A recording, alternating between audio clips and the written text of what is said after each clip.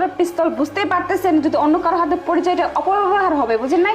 আরে তুই বুঝতেছিস না, ও খারাপ কাজ করবে বলেই তো এইসব করতেছে। এই তুমি দিবা কি? এই তুই এক কাজ কর তো, তুই ওকে সার্চ কর, তাহলে সব বের হয়ে যাবে। আচ্ছা দেখি। আরে ম্যাডাম আমার কাছে নেই তো, আমি কেন আমার ওয়াইফের পিস্তল দিব? নাই তো আমার কাছে, আমি কেন নিব? আমি অবশ্যই ব্যাগটা চেক যাচ্ছিলাম। কর তো, ব্যাগটা চেক কর না। ওনার ব্যাগ? হ্যাঁ হ্যাঁ ওর ব্যাগ। আচ্ছা আচ্ছা ঠিক আছে, আমি চেক করতেছি। কি রে, পেলি নাকি? আরে না ম্যাডাম, প্রিয়া পেলি? আপনি বিশ্বাস করুন আমার ওয়াইফের পিস্তল আমি কেন নিব? বুঝছেন না, আমি একটা ব্যাগটা নিয়ে কোথায়? কিছু জরুরি জিনিস নিয়ে আসবো কি অফিসে। ব্যাপার? খালি ব্যাগ। পাশে? শান্তা, কি হচ্ছে এসব?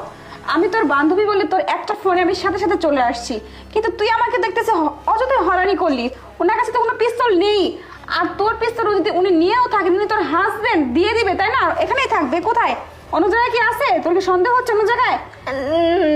না না, আমি ভাবছি এখানেই আছে। দেখ শান্তা, তুই অযথাই না আমাকে শুধু শুধু হয়রানি করলি।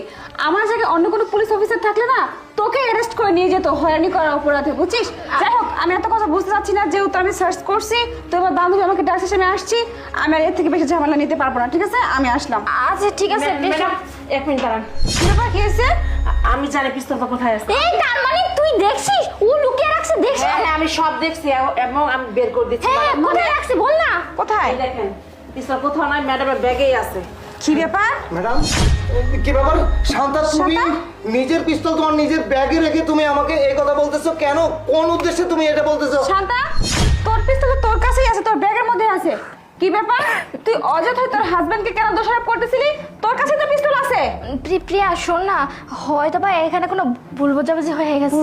আচ্ছা আপনি বলেন তো কি হয়েছে ঘটনাটা? ম্যাডাম, কোনো ভুল বোঝাবুঝি না, আমি সম্পূর্ণ বলতেছি। স্যারের সাথে স্যার যখন বাইরে বেরো যাবে আলিঙ্গন করতে